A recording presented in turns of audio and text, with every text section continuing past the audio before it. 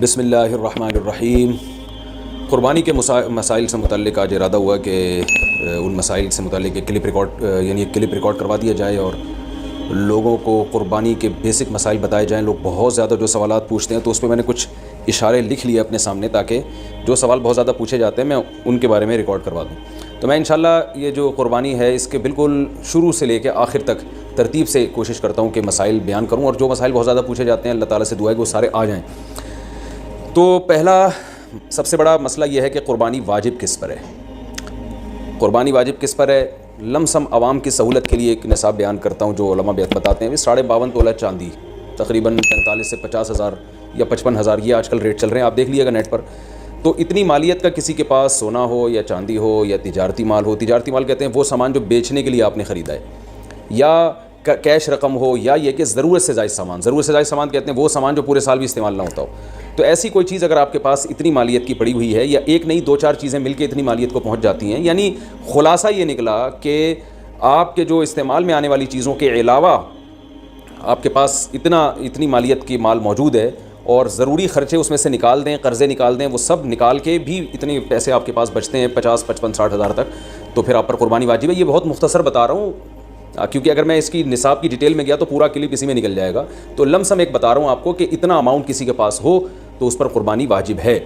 پھر بھی سمجھ میں نہ آئے تو اس بارے میں میرے دوسرے کلپ یوٹیوب پہ آپ کو مل جائیں گے، یا دوسرے علماء سے آپ تفصیل پوچھ لیں، وہ انشاءاللہ آپ کو ڈیٹیل بتا دیں گے، کیونکہ نصاب میں اگر میں زیادہ ڈیٹیل میں گیا تو بہت ہی لمبی بات ہو جائے گی پھر۔ تو اس پر قربانی واجب ہے۔ بڑا مسئلہ یہاں پر ایک یہ اٹھایا جاتا ہے کہ کیا گھر کا سربراہ اگر قربانی کر لے تو سب کی طرف سے کافی ہو جائے گی، یا جو بھی صاحب نصاب ہے جس میں بھی استطاعت ہے اس پر الگ سے قربانی واجب ہے؟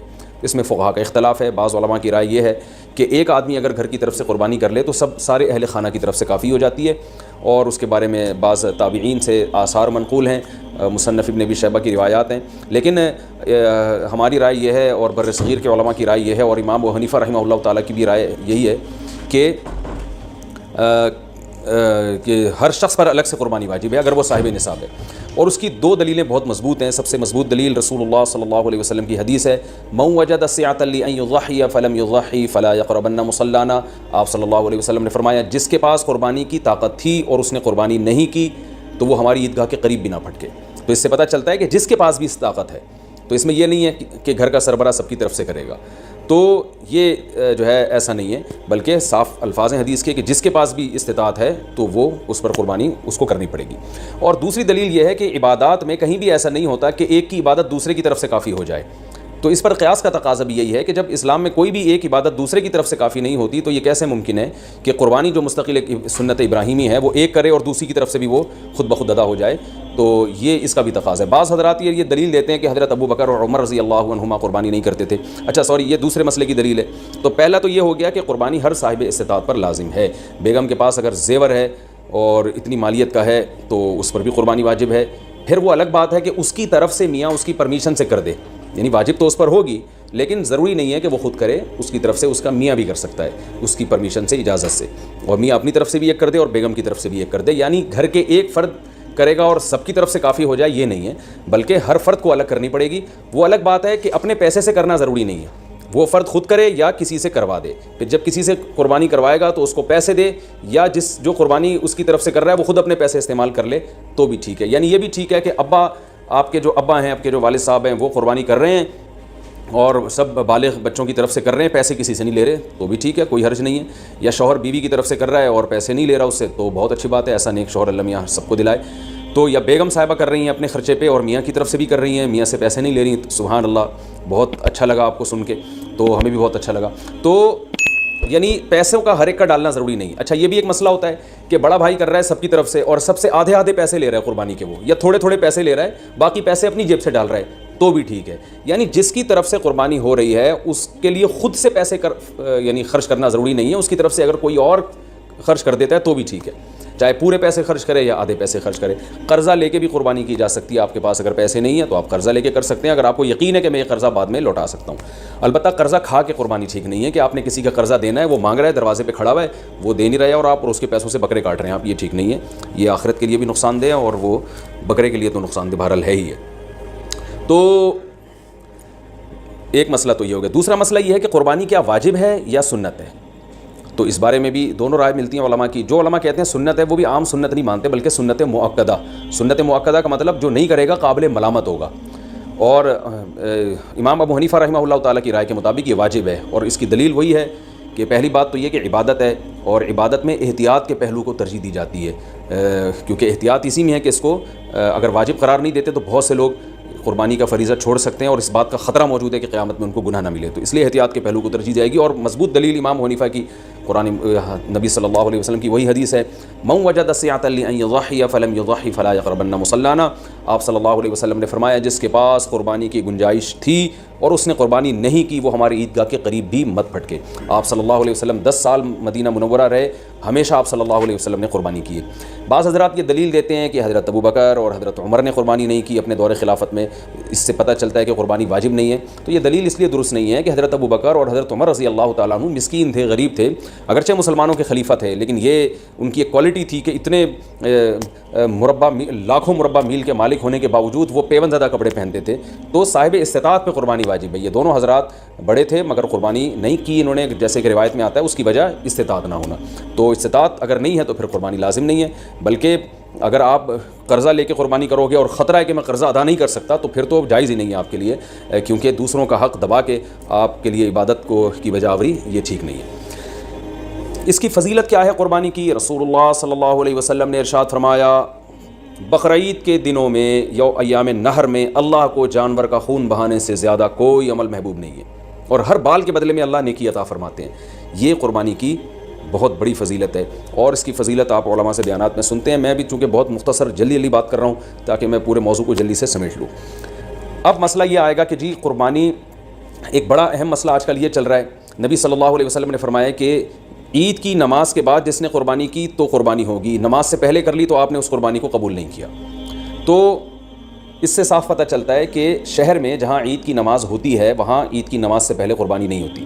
اب چونکہ بہت ساری عید کی نمازیں ہو رہی ہیں تو علماء کہتے ہیں کہ جس شہر میں آپ رہتے ہیں پورے شہر میں کہیں بھی عید کی نماز ہو جائے گی تو آپ کے لیے قربانی کرنا جائز ہوگا. بہتر تو یہی ہے کہ آپ خود جب تک عید کی نماز نہ پڑھیں قربانی نہ کریں. لیکن اگر کسی نے قربانی کر لی خود نماز پڑھنے سے پہلے تو اگر پورے شہر میں کہیں عید کی نماز ہو چکی تھی تو آپ کی قربانی ہو گئی, عید کی نماز نہیں ہوئی تھی آپ کی قربانی وہ کالعدم ہے. آج کل لاک ڈاؤن کی وجہ سے کرونا کی وجہ سے یہ بھی مسئلہ کھڑا ہوا ہے, بہت سے ملکوں میں عید کی نماز پہ پابندی ہے. یو اے ای سے فون آتا ہے بھائی یہاں دبئی میں تو عید کی نماز ہی نہیں ہو رہی, تو وہاں کیا کیا جائے گا؟ تو وہاں پر یہ کیا جائے گا کہ بہتر یہ ہے, افضل یہ ہے کہ زوال کے بعد آپ قربانی کریں. اگر پورے شہر میں عید کی نماز ہو ہی نہیں رہی ہے تو پھر زوال کا وقت یعنی ظہر کا وقت جب داخل ہو جاتا ہے تو پھر آپ جانور قربان کریں, اس سے پہلے قربانی نہ کریں. لیکن اگر اس سے پہلے کسی نے قربانی کر لی تو فقہا کی ایک رائے یہ بھی موجود ہے انشاءاللہ وہ قربانی بھی ادا ہو جائے گی. یعنی صبح صادق کے بعد بھی اگر کسی نے قربانی کر لی تو قربانی ہو جائے گی. لیکن بہتر یہ احتیاط اسی میں ہے کہ ایسے جگہوں پہ جہاں عید کی نماز نہیں ہو رہی ہے, بعض کنٹریز ایسے ہیں جہاں عید کی نماز نہیں ہوتی, تو وہاں پر پھر آپ زوال کے بعد جانور کو قربان کریں آپ. یہ مسئلہ ہو گیا. اچھا, اب جانور خریدتے ہوئے کیا چیزیں آپ نے دیکھنی ہیں. سب سے پہلی بات 4 جانوروں کی قربانی جائز ہے. اونٹ, اور یہ گائے بھینس بھی گائے کے حکم میں ہی ہے, اور بکرا اور دمبا. ہرن کی قربانی یا نیل گائے کی قربانی یا اور دوسرے جو جنگلی جانور ہیں ان کی قربانی جائز نہیں ہے. ان 4 جانوروں میں اونٹ کی عمر 5 سال ہونی چاہیے, گائے کی عمر 2 سال ہونی چاہیے, اور بکرے کی عمر 1 سال ہونی چاہیے, اور دمبے کی بھی اصل تو یہی ہے کہ 1 سال عمر ہو. لیکن اگر 6 مہینے کا دمبا اور بھیڑ یا جو بھی سرگودا کے کجلے بڑے مشہور ہیں, 6 مہینے کا اگر دیکھنے میں سال کا لگتا ہے یعنی موٹا تازہ ہو تو 6 مہینے کا دمبا بھی جائز ہے. 6 مہینے سے کم کا جائز نہیں ہے. اور 6 مہینے کا دمبا اگر دیکھنے میں 6 مہینے کا نہیں لگ رہا, 1 سال کا نہیں لگ رہا, بچہ ہی لگ رہا ہے, چھوٹا لگ رہا ہے, کمزور ہے, پھر اس کی بھی جائز نہیں ہے. تو دمبا اگر 6 مہینے کا موٹا تازہ ہے تو اس کی قربانی جائز ہے.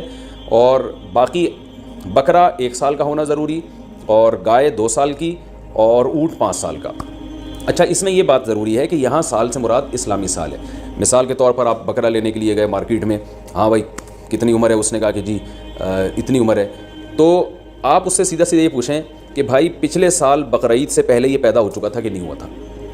اگر پچھلے سال بقرعید سے پہلے پیدا ہو چکا تھا تو اس سال بقرعید میں اس کی قربانی جائز ہے. بلکہ پچھلے سال اگر بقرعید والے دن پیدا ہوا تھا تو اس سال بقرعید والے دن جب وہ ٹائم گزرے گا تو اس ٹائم میں بھی اس کی قربانی جائز ہو جائے گی, کیونکہ پورا سال اسلامی سال گزر چکا ہے. دانتوں کا اعتبار نہیں ہے, یاد رکھیں. لوگ دانت کو زیادہ فوکس کر رہے تھے, 2 دانت ہے کہ 4 دانت ہے کہ کھیرا ہے, تو دانت کا اعتبار نہیں ہے. اصل حکم ہے جانور کی عمر کا, کہ گائے 2 سال ہو اور 2 سال میں یاد رکھیں دانت پورے, جو ماہرین ہیں نا جو بچڑے پالتے ہیں وہ کہتے ہیں 2 سال میں دانت نکلتے نہیں ہیں, 2 سال پورے ہونے کے بعد نکلنا شروع ہوتے ہیں. تو اگر آپ کو کسی جانور کے بارے میں یقین ہے کہ اس کی عمر 2 سال ہو چکی ہے تو آپ اس کی قربانی کر سکتے ہیں بچڑے کی, چاہے وہ کھیرا ہی کیوں نہ ہو. البتہ مارکیٹ میں لوگوں کو پتہ نہیں چلتا, جھوٹ بہت چلتا ہے, تو اس لیے لوگ دانت دیکھتے ہیں, کیونکہ دانت اگر نکلے ہوئے ہوں 2 دانت ہیں تو اس کا یقین ہوتا ہے کہ 2 سال سے اوپر کا ہی ہے, تو اس لیے لوگ دانتوں کو فوکس کر رہے ہوتے ہیں کہ سامنے والے کا پتہ نہیں ہوتا کہ سچ کہہ رہا ہے کہ جھوٹ کہہ رہا ہے. لیکن اگر آپ کو سامنے والے کی بات پر اعتماد آ جائے اور وہ یقین دلا دے آپ کو کہ بھئی یہ 2 سال کا بچڑا ہے, تو پھر بے شک کھیرا بھی ہو تو آپ اس کی قربانی کر سکتے ہیں. اور بکرا اگر 1 سال کا ہو چکا ہے, یقین ہو گیا آپ کو, کسی بھی طرح سے یقین ہو گیا, تو پھر بے شک کھیرا بھی ہو اس کی قربانی بھی آپ کر سکتے ہیں. یہ تو ہو گیا جی جانور کی عمر کے بارے میں. عیب کون سا ہو جانور میں جس کی وجہ سے قربانی نہیں ہوتی, یہ بھی بہت زیادہ سوال پوچھا جاتا ہے. دمیں اٹھا کے لوگ چیک کر رہے ہوتے ہیں اوریجنل ہے, پلاسٹک کی تو نہیں لگی ہوئی. تو اب چونکہ زیادہ تر لوگ سب سے پہلے دم ہی چیک کرتے ہیں, تو ہم شروع بھی دم ہی سے کرتے ہیں. تو جانور کی جو دم ہے اگر آدھی کٹی ہوئی ہے تو اس کی قربانی جائز نہیں ہے, آدھی سے کم کٹی ہوئی ہے تو قربانی جائز ہے. تو اس سے پتہ چلتا ہے کہ پوری دم ہی اگر چپکائی ہوئی ہے یا سی ہوئی ہے تو بھی قربانی جائز نہیں ہے. تو کم سے کم آدھی سے زیادہ دم اس کی سلامت ہونی چاہیے. اس سے تھوڑی بہت کٹی ہوئی ہے تو اس سے کوئی فرق نہیں پڑتا. کان کا بھی یہی حکم ہے, کان اگر آدھا کٹا ہوا ہے تو قربانی جائز نہیں ہے, آدھے سے کم کٹا ہوا ہے تو قربانی جائز ہے. بعض دفعہ ایسے کان نہ چرے ہوئے ہوتے ہیں تو اس سے کوئی فرق نہیں پڑتا, قربانی اس کی بھی جائز ہے. آنکھ کا حکم یہ ہے کہ ایک آنکھ کی اگر بینائی نہیں ہے تو قربانی جائز ہے. بینائی ہے لیکن کم نظر آتا ہے اور جانور دیکھ لیتا ہے گھاس ماس کو تو بھی ٹھیک ہے, یعنی پوری نظر کا 6/6 ہونا ضروری نہیں ہے. البتہ بالکل ہی ایک آنکھ کی بینائی غائب ہو تو پھر اس کی قربانی درست نہیں ہے. لنگڑا پن اتنا ہو اگر جانور میں کہ وہ بیچارہ لنگڑے پن کی وجہ سے آپ اس کو ذبح کرنے جہاں لے جانا چاہتے ہیں نا وہاں تک بھی نہیں جا سکتا, پہیے لگا کے دھکا دینا پڑ رہا ہے آپ کو اس کو, تو پھر تو قربانی جائز نہیں ہے. تھوڑا بہت لنگڑاتا ہو لیکن چل لیتا ہو تو قربانی ایسے جانور کی جائز ہے. یہ ہو گیا جانور کے عیب کے بارے میں. خارشی جانور ہو, خارش زدہ جانور, تو اگر خارش اتنی ہے کہ اسکن سے اس کے گوشت کے اندر تک وہ اثرات پہنچے ہوئے ہیں اور اس کی وجہ سے بہت زیادہ لاغر ہو کے ہڈیوں کا ڈھانچہ بن گیا ہے تو ایسی قربانی, ایسے جانور کی قربانی جائز نہیں ہے. لیکن اگر ایسی خارش ہے اس جانور کو تو اس سے کوئی فرق نہیں پڑتا. آج کل انسانوں کو آپ کو پتہ ہے اتنی خارش ہے, تو جانور میں ہو گئی تو کیا مسئلہ ہو گیا اس سے. سینگ کے بارے میں بھی لوگ بہت سوال پوچھتے ہیں کہ جانور کا سینگ کٹا ہوا ٹوٹا ہوا تو قربانی جائز ہے یا نہیں. بالکل جائز ہے. آج کل تو جانور کے پیدائشی سینگ ہی گھس دیے جاتے ہیں تو وہ جائز ہے. البتہ جانور کا سینگ اگر ٹوٹ گیا چوٹ لگنے سے اور ایسا ٹوٹا کہ جڑ سے اکھڑ کے نا اس کے دماغ ہل جاتا ہے پھر, تو ایسے جانور کی قربانی پھر جائز نہیں ہے. لیکن اس طرح ہوتا نہیں ہے, کوئی حادثہ ہو جائے تو پھر تو ہوتا ہے جانور کے ساتھ, نارملی ایسا ہوتا نہیں ہے. تو اس لیے منڈی سے جب آپ جانور خریدا کریں تو سینگوں پہ زیادہ غور نہ کیا کریں, تمیز سے جانور لے لیا کریں آپ, ٹھیک ہے. اس میں زیادہ وہمی بننے کی ضرورت نہیں ہے. خصی جانور کی قربانی بھی جائز ہے اور بعض لوگ اس کو صحیح نہیں سمجھتے, لیکن صحیح حدیث سے ثابت ہے آپ صلی اللہ علیہ وسلم نے خصی جانور کی قربانی بھی کی ہے. اچھا, دودھ والے جانور کی قربانی بھی جائز ہے لیکن اس کا دودھ پینا جائز نہیں ہے. ہاں جب جانور ذبح ہو گیا تو پھر جانور کے ہر آپ جو ہے گوشت سے بھی فائدہ اٹھا سکتے ہیں, دودھ سے بھی فائدہ اٹھا سکتے ہیں. تو اگر آپ نے جانور قربانی والے جانور جو ابھی ذبح نہیں ہوا اس کا دودھ آپ نے پیا تو دودھ نکالا تو صدقہ کرنا پڑے گا اس کو. اچھا, دوسری بات حاملہ جانور کی قربانی, یعنی وہ گائے جس کے پیٹ میں بچہ ہو. یہ سوال بہت زیادہ پوچھا جاتا ہے. تو دیکھیں اگر وہ گائے جس کے بالکل بچہ ہونے والا ہے, یعنی پورا بچہ بن چکا ہے, بچے کی ولادت کا وقت قریب ہے, تو بہتر یہ ہے کہ ایسے جانور کی قربانی نہ کی جائے, ناپسندیدہ ہے. لیکن جائز ہے, قربانی ادا ہو جائے گی, لیکن بہتر یہ کہ نہ کی جائے. اور اگر گائے گابھن ہے اور وہ ابتدائی مرحلے میں وہ حمل ہے اس کے, تو پھر اس میں کوئی یعنی پھر بہتر بھی یہی, پھر اس میں کوئی حرج نہیں ہے, اس کی قربانی آپ کر سکتے ہیں. تو اگر آپ جانور لے کر آ گئے, بعد میں پتہ چلا کہ اس گائے کے پیٹ میں تو بچہ ہے, تو اب چونکہ لا چکے ہیں واپس تو کرنا آپ کے لیے بہت مشکل ہے. منڈی میں کون لے کے جائے گا اس کو؟ کراچی کی منڈی کو دیکھ کے ہم تو مسائل بتاتے ہیں بھائی, یہاں تو کیچڑ بارش میں ماشاءاللہ اتنا ہو گیا ہے کہ لوگ کیچڑ میں تیرتے ہوئے جا رہے ہیں منڈی میں. تو اب وہ اس گابن گائے کو آپ لے کے کیسے جائیں گے؟ تو پھر کوئی حرج نہیں ہے, آپ اس گابن گائے کو بھی ذبح کر سکتے ہیں, کوئی حرج نہیں ہے اس میں. ہاں, اس میں سے بچہ جب نکلے تو وہ بچہ اگر زندہ ہو تو فوراً اس کو بھی ذبح کر دیں آپ, تو اس کا گوشت بھی حلال ہو جائے گا. اچھا, لوگ یہاں ایک سوال پوچھتے ہیں اس معصوم بچے کا کیا قصور ہے؟ تو میں ان کو جواب دیتا ہوں کہ اس کی ماں کا بیچاری نے کون سے کبیرہ گناہ کیے جن کو آپ کاٹ رہے ہیں. تو جیسے بچہ معصوم ہے تو اس کی اماں بھی تو بیچاری معصوم ہے. تو اللہ نے ہمارے لیے ان جانوروں کو حلال کیا, ہم ان کا گوشت کھا سکتے ہیں, تو اس لیے ہم ذبح کر سکتے ہیں. وہ بچہ اس کے پیٹ میں ہو تو بھی کر سکتے ہیں. میں نے بتایا کہ بہتر نہیں ہے, لیکن بہرحال قربانی ادا ہو جائے گی اور گوشت بھی اس کا بالکل حلال ہوگا, اس میں ٹینشن لینے کی ضرورت نہیں ہے. تو یہ تو ہو گیا جی حاملہ جانور کے بارے میں. اچھا, جانور آپ منڈی سے لے کے آپ نے خریدا, بالکل سب سیٹ ماشاءاللہ فٹ فاٹ جانور تھا, آپ نے اس کو گاڑی میں چڑھایا, چڑھانے کے دوران اس کی ٹانگ وانگ ٹوٹ گئی اور وہ بیچارہ لنگڑا لولا ہو گیا, تو اس کو ذبح کر کے کھا لیں، وہ قربانی کے لائق اب نہیں رہا ہے، اس کی قربانی جائز نہیں ہوگی۔ یا اسی طرح گاڑی سے اتارتے ہوئے یا گھر میں جو ہے نا کھمبے سے باندھا آپ نے اور جانور نے کوئی شرارت کی یا کچھ مسئلہ ہو گیا جس کی وجہ سے آنکھ چلی گئی اس کی، یا کوئی ایسا عیب پیدا ہو گیا جس کی وجہ سے قربانی جائز نہیں ہوتی، تو اب اس کی قربانی ہو نہیں سکتی، وہ آپ پھر قصائی کو بھی بیچ سکتے ہیں اور خود بھی گوشت کھا سکتے ہیں۔ البتہ جانور کو جب ذبح کرنے کے لیے گرایا جاتا ہے، اس دوران اگر جانور کے کوئی ہاتھ پاؤں ٹوٹ گئے یا کوئی اندھا ہو گیا بیچارہ یا کچھ مسئلہ ہو گیا تو بے فکر رہیں، پھر کوئی حرج نہیں ہے، کیونکہ گراتے یہ تو اللہ کا حکم ہے جانور کو گرا کے ذبح کرو، تو گرانے میں بعض دفعہ ایسا مسئلہ ہو جاتا ہے جس کی وجہ سے جانور میں کوئی عیب پیدا ہو جاتا ہے، تو ذبح کے دوران اگر کوئی عیب پیدا ہو گیا ہے تو بے فکر رہیں، اس سے کوئی فرق نہیں پڑتا، قربانی اس جانور کی حلال ہوگی۔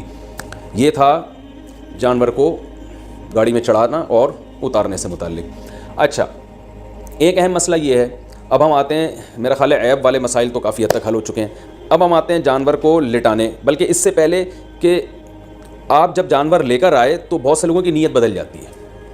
آپ جانور لے کر آئے، بچڑا، جب محلے والوں نے آ کے دیکھا تو کسی نے کوئی تعریف کرتا ہے، کوئی کہتا ہے یار یہ کیا اٹھا کے لے آئے آپ، ٹھیک ہے نا، تو اب آپ کا دل بدل گیا کہ یار پڑوسیوں کے یہاں تو بچڑا ہے وہ تو بڑا ٹائٹ ہے، اب آپ کا دل چاہ رہا ہے کہ میں اس جانور کو چینج کروں۔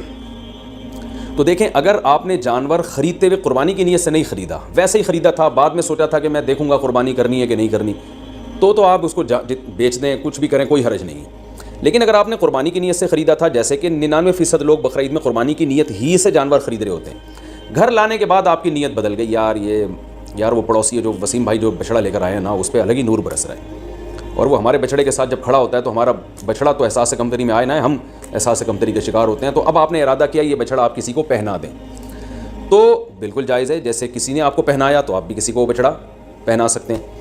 تو لیکن پہنانے کے بعد ہوگا یہ کہ اگر اب آپ کو کرنا یہ پڑے گا کہ آپ جو بچڑا لے کر آئے تھے یا بکرا لے کر آئے تھے، فار ایگزامپل وہ 1 لاکھ کا تھا، آپ نے آگے بیچا 1,20,000 میں، اور اب نیا بچڑا لائے دوبارہ 1 لاکھ کا، تو یہ 20,000 کا جو پروفٹ ہے یہ آپ کے لیے جائز نہیں ہے، بلکہ 20,000 کا پروفٹ آپ کو صدقہ کرنا پڑے گا۔ تو اس لیے جب پرانا جانور آپ بیچیں گے تو نیا جانور یا تو اس سے اسی کی قیمت کا ہو یا اس سے زیادہ کی قیمت کا، اس سے کم قیمت کا لے کر آ گئے تو پروفٹ آپ کو صدقہ کرنا پڑے گا۔ تو یہ ایک اہم بات ہے، بیچنا بالکل جائز ہے، اس میں کوئی حرج نہیں ہے، میں نے کہا جیسے کسی نے پہنایا تو آپ بھی پہنا سکتے ہیں، تو اس میں کوئی حرج نہیں، لیکن پروفٹ پھر آپ کے لیے حلال نہیں ہے، کیونکہ یہ قربانی کی نیت سے جب آپ نے جانور خریدا ہے، جب آپ نے قربانی کرنے کی نیت سے خرید لیا تو اب اس میں پروفٹ کمانا آپ کے لیے جائز نہیں رہا۔ آپ بچڑا لے کر آئے، پورا بچڑا اپنے لیے لے کر آئے آپ قربانی کی نیت سے، تو یہاں آپ نے ارادہ کیا، محلے والے آ گئے، وسیم بھائی نے کہا یار ایک حصہ ہمیں بھی دے دو یار ایک، تو آپ کا ارادہ بدل گیا، آپ نے کہا چل بھائی، تو آپ اس میں سے حصے بھی دوسروں کو دے سکتے ہیں، اس میں بھی کوئی حرج نہیں ہے۔ تو یہ بھی جائز ہے آپ کے لیے کہ اس جانور میں آپ سب کو شریک کر لیں، تو یہ ضروری نہیں ہے کہ آپ نے اپنے لیے گائے خریدی تو اب وہ پوری گائے آپ کے اپنے، ایک حصہ بھی آپ اپنا اس میں رکھ سکتے ہیں، 6 حصے دوسروں کو دے سکتے ہیں۔ ایک اہم بات یہ بھی ہو گئی۔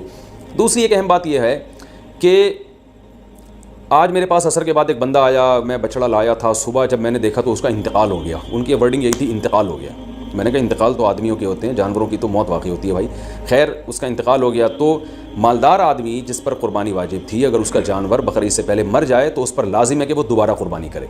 ہاں، دوبارہ قربانی میں یہ ضروری نہیں ہے کہ جتنا مہنگا پہلا جانور تھا اتنا ہی دوسرا بھی ہو، نہ سستا جانور بھی کیا جا سکتا ہے، کیونکہ اب آپ پروفٹ نہیں کما رہے اس پہ، تو اس لیے وہ تو اللہ نے نہیں اس کو اٹھا لیا پہلے، تو اس جانور کو ذبح کر کے مرنے سے پہلے گوشت کھا لیں یا قصائی کو بیچ دیں، اور جو آپ نیا جانور لے کر آئیں گے وہ یعنی وہ بیچ اس لیے دیں یا گوشت اس لیے تاکہ وہ اس نے بھی گوشت ہی یعنی گوشت کے طور پر ہی قصائی نے بھی استعمال کرنا ہے اس کو۔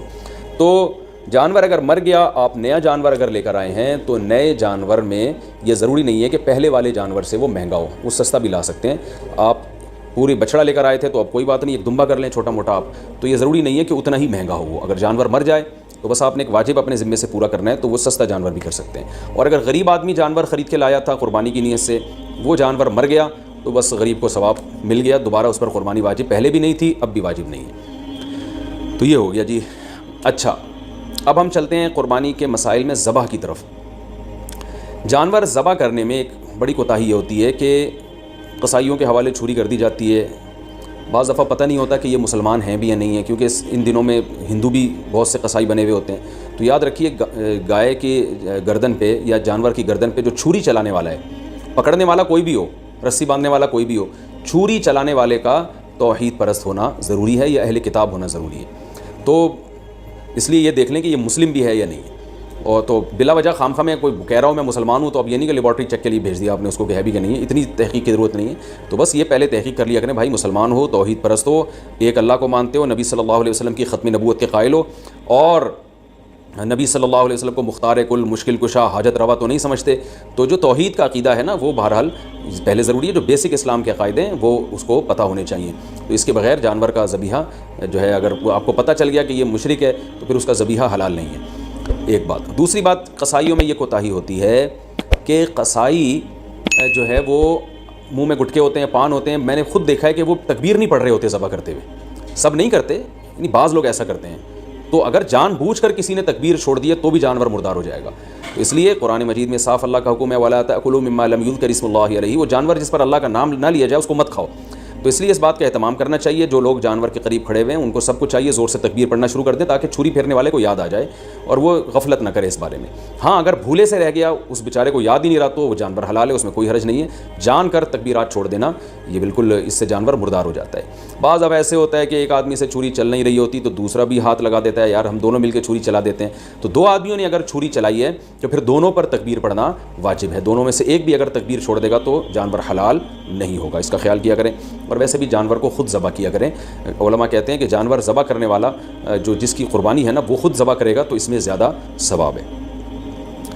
ایک کوتاہی جو بہت عرصے سے میں بتاتا چلا آ رہا ہوں، قصائی جانور ذبح کرنے کے بعد 4 رگیں کٹنے کے بعد حرام مغز میں چاقو مارتے ہیں. یہ بالکل غلط ہے. صرف 4 رگیں کاٹ کے جانور کو چھوڑ دینا ہے تاکہ بلیڈنگ زیادہ ہو، اس کا خون نکل جائے باڈی سے. قصائیوں کے پاس ٹائم کم ہوتا ہے، وہ جلد بازی میں ہوتے ہیں، لہذا وہ کہتے ہیں کون اتنی دیر جانور کے ٹھنڈا ہونے کا انتظار کرے. بالکل ایسے ہی جیسے خواتین کو جب ڈیلیوری ہوتی ہے نا، بچہ پیدا ہوتا ہے تو بعض گائنی کی ڈاکٹر کہتی ہیں کون اتنی دیر انتظار کرے گا، لاؤ چاپڑ، چاقو، کینچی لاؤ، پیٹ چاک کرو اور آپریشن کر کے بچہ باہر نکالو، ہم نے دوسرا کیس بھی نمٹانا ہے. تو ہر آدمی جلدی میں گھوڑے پہ بیٹھا ہوا ہے. تو قصائی تو آپ کو پتہ ہے اس وقت جیٹ طیاروں پہ بیٹھے ہوئے ہوتے ہیں بقرعید والے دن، تو ان کے پاس اتنا ٹائم نہیں ہوتا جانور کی 4 رگیں کاٹیں پھر چھوڑ دیں، بلیڈنگ ہوگی، خون نکلے گا.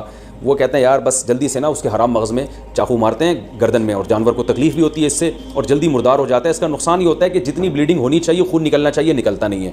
تو اس سے 3 نقصان. پہلا نقصان مکروہ عمل ہے، یہ شریعت میں یہ طریقہ ہمیں ذبح کرنے کا نہیں بتایا. دوسرا نقصان جو گوشت میں خون باقی رہ جاتا ہے، جو ذبح کرنے کا مقصد ہے وہ پورا حاصل نہیں ہوتا. تیسرا نقصان گوشت کی لذت بھی کم ہو جاتی ہے. اور چوتھا ایک اور نقصان، گوشت میں جو بیماریاں ہیں آپ کو پتہ ہے بلڈ کی وجہ سے ہوتی ہیں، کہ بلڈ اگر گوشت میں رہ جائے تو اس میں بیماریاں بھی رہ جاتی ہیں. اگر خون اچھی طرح نکل جائے تو گوشت بیماریوں سے بھی صاف ہو جاتا ہے. تو یہ 4 فائدے ہیں جن کی وجہ سے آپ قصائی کو مجبور کیا کریں کہ بھائی ذرا تھوڑی دیر جو ہے نا صبر کرو. اور اگر پھر بھی صبر نہیں کرتا تو جس کھونٹے سے آپ نے گائے کو باندھا تھا، جیسے ہی جانور ذبح ہو فوراً جو جتنے آدمی جانور پہ تھے وہ سارے جانور کو چھوڑ کے قصائی پہ آ جائیں اور اس کھونٹے سے اس کو باندھ دیں تاکہ جانور آرام سے خود سے ٹھنڈا ہو جائے.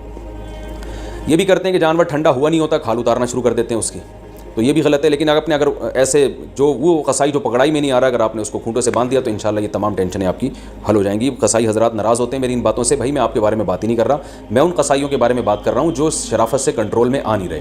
تو آپ تو ماشاءاللہ اچھے لوگ ہیں جو میرا بیان سن رہے ہیں. آپ تو جانور کی 4 رگیں کاٹیں گے، اس کے بعد آپ آرام سے بیٹھ جائیں گے یا دوسرے جانور کو گرانے کی فکر میں لگ جائیں گے، اور یہ جب اس کی بلیڈنگ ہو جائے گی اچھی طرح سے تو ٹھنڈا ہو جائے گا تو پھر آپ اس کا گوشت کاٹیں گے اور کھال اتاریں گے آپ اس کی. تو آپ کے بارے میں بات کر نہیں رہا، میں ان قصائیوں کے بارے میں بات کر رہا ہوں جو جلد باز ہیں. اچھا بھائی، اب مسئلہ یہ ہے کہ گوشت کی تقسیم میں تول کے گوشت تقسیم کرنا ضروری ہے. خوب اچھی طرح سمجھ لیں، گوشت سودی اموال میں سے ہے، لہذا گوشت کے جب 7 حصے ہوں گے تو تول کے ہوں گے. یہ خوب سمجھ لیں. لوگ کہتے ہیں ہم راضی ہیں، تو راضی ہونے کا مسئلہ نہیں ہے، یہ سودی اموال میں سے ہے. اب میں اس کی ڈیٹیل میں جاؤں گا تو یہ کلپ بہت زیادہ لمبا ہو جائے گا، تو اس لیے بس علماء کی بات پر اعتماد کر لیں. اس کو تول کے تقسیم کرنا واجب ہے. اگر تول کے تقسیم سے بچنا چاہیں تو 60 ڈھیریاں بنا کر 7 میں کلیجی ملا دیں، تو پھر تول کے تقسیم کرنا واجب نہیں رہے گا. اس کے دلائل کیا ہیں یہ کسی اور وقت انشاءاللہ بیان کروں گا.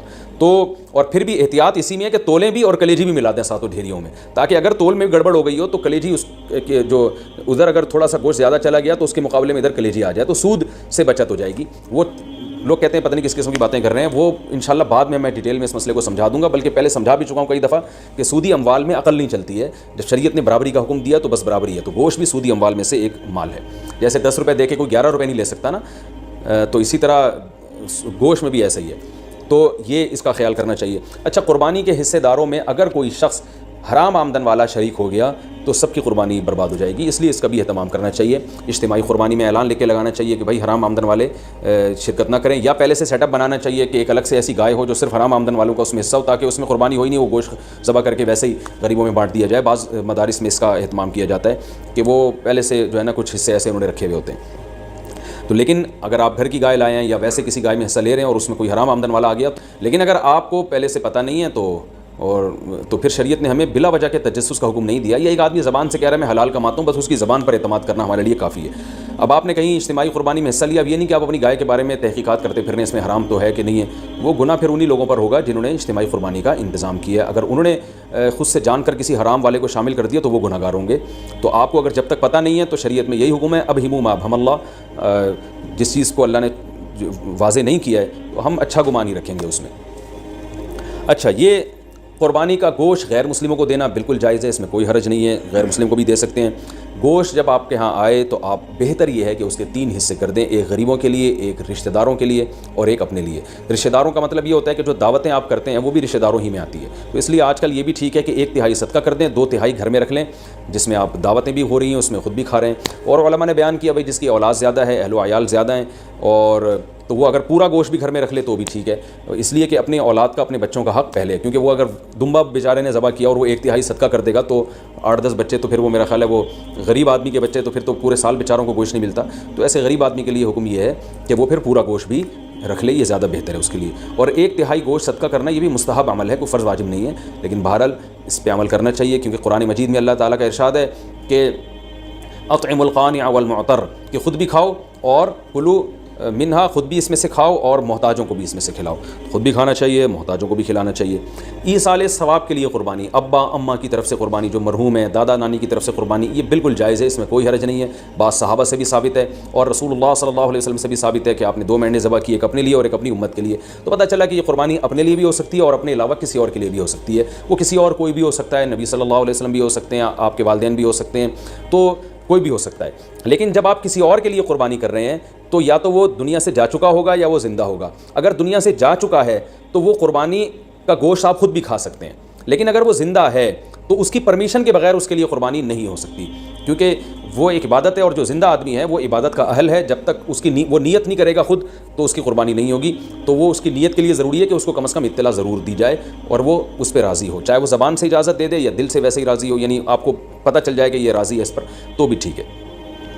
اگر کسی نے وصیت کی تھی کہ میرے مرنے کے بعد میرے لیے قربانی کرنا اور مال چھوڑ کر گیا ہے وہ قربانی کا, تو پھر اس کی قربانی میں سے بھی گوشت کھانا جائز نہیں ہے.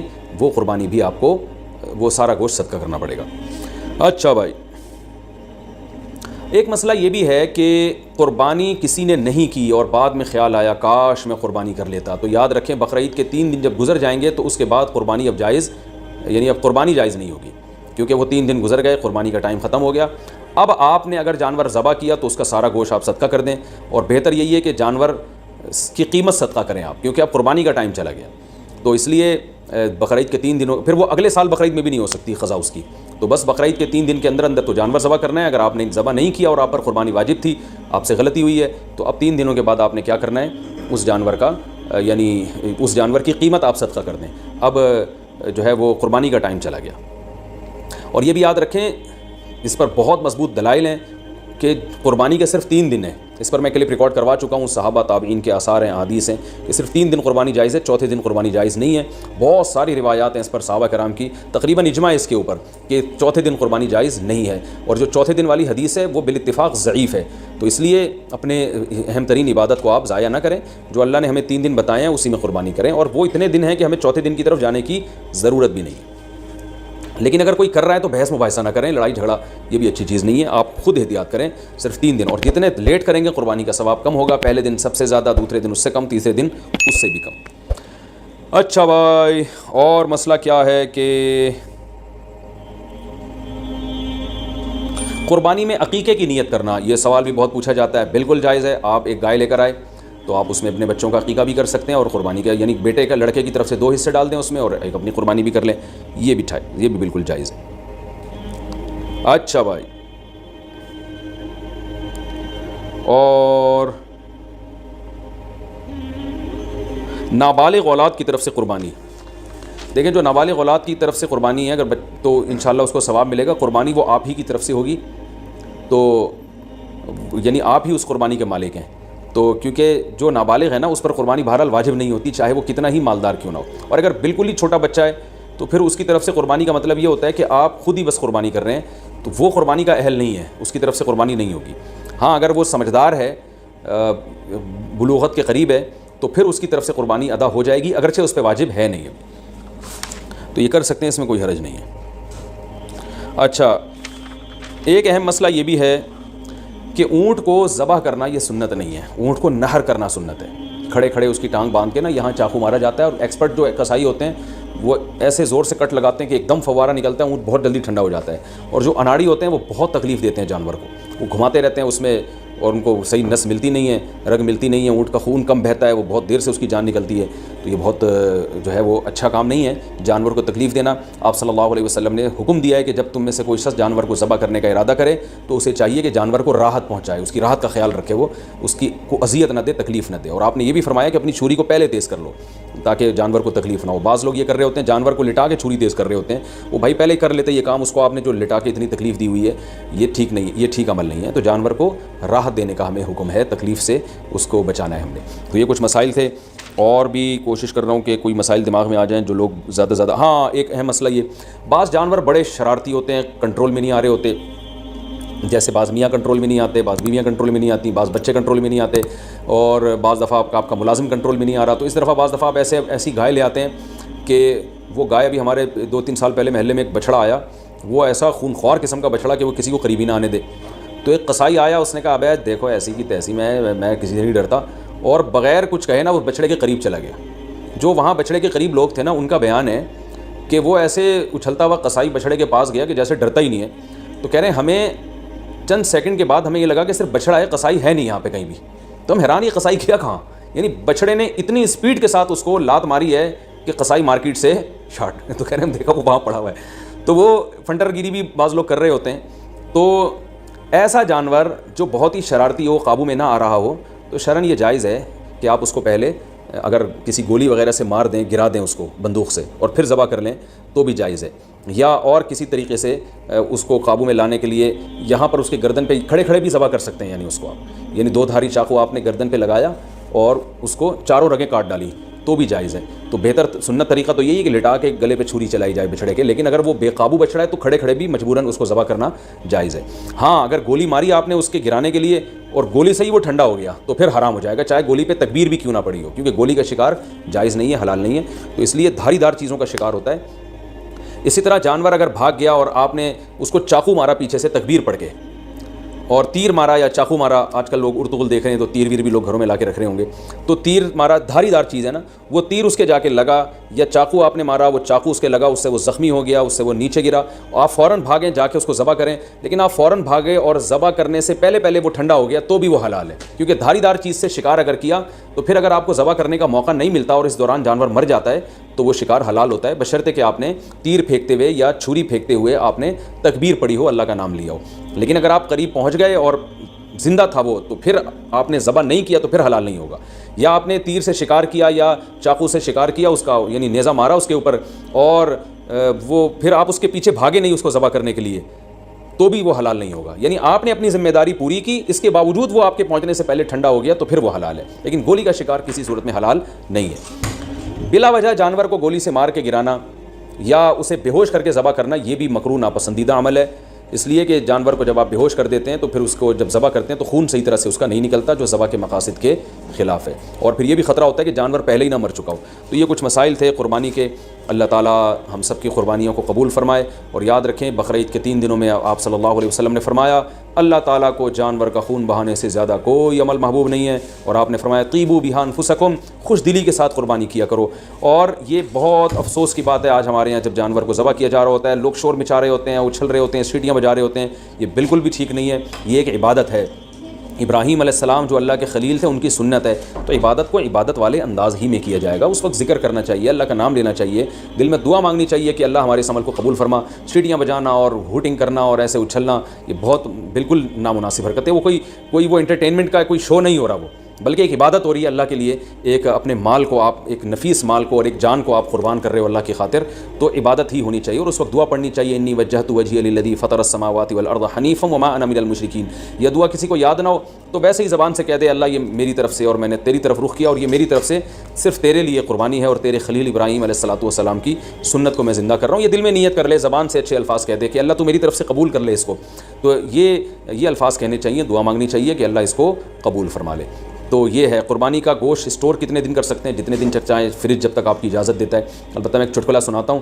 وہ ایک آدمی نے اپنا بکرا دیکھا جنت میں ٹہلتا ہوا نظر آ رہا ہے، بکرا ذبح کیا تھا نا اس نے، لیکن اس بکرے کی ایک ٹانگ جو ہے نا وہ نہیں تھی. تو اس نے بکرے سے پوچھا بھائی تیری ایک ٹانگ کہاں ہے؟ تو اس نے کہا وہ ابھی تک تیرے فریج میں رکھی ہوئی ہے، 6 مہینے ہو گئے ہیں، ٹھیک ہے نا، وہ یہاں پہنچی نہیں ہے. تو اسٹور بھی کر سکتے ہیں لیکن اتنا اسٹور نہ ہو کہ جو ہے وہ آپ 6 7 مہینے، وہ گوشت کی ذائقہ بھی چینج ہو جاتا ہے. کھائیں بھی کھلائیں بھی، اللہ تعالیٰ کو کھلانے والے بھی پسند ہیں. اور قربانی میں تو اللہ تعالیٰ نے ہمیں روزے کو حرام کر دیا بقرعید کے دنوں میں، اسی وجہ سے حرام کر دیا کہ ہم تاکہ قربانی کا گوشت استعمال کر سکیں. تو قربانی کا گوشت کھانا بھی سنت ہے. آپ صلی اللہ علیہ وسلم نے 60 اونٹ اپنے ہاتھ سے نہر کیے تھے، اور روایت میں ہے کہ ہر اونٹ سے کچھ نہ کچھ گوشت آپ صلی اللہ علیہ وسلم نے چکھا تھا. تو اس لیے مبارک گوشت ہے، اللہ کی طرف سے ضیافت ہے. اللہ تو بھائی دال چاول بھی کھلا رہا ہو اپنی طرف نسبت کر کے تو بھی بڑی چیز ہے. وہ اللہ ہمیں گوشت کھلا رہا ہے تو یہ وہ گوشت نہیں ہے جو پورے سال ہم کھاتے ہیں، یہ وہ گوشت ہے جو صرف 3 دن اللہ اپنی طرف سے ہمیں اپنی طرف نسبت کر کے ضیافت کرتے ہیں کہ میری طرف سے یہ تمہاری ضیافت ہے.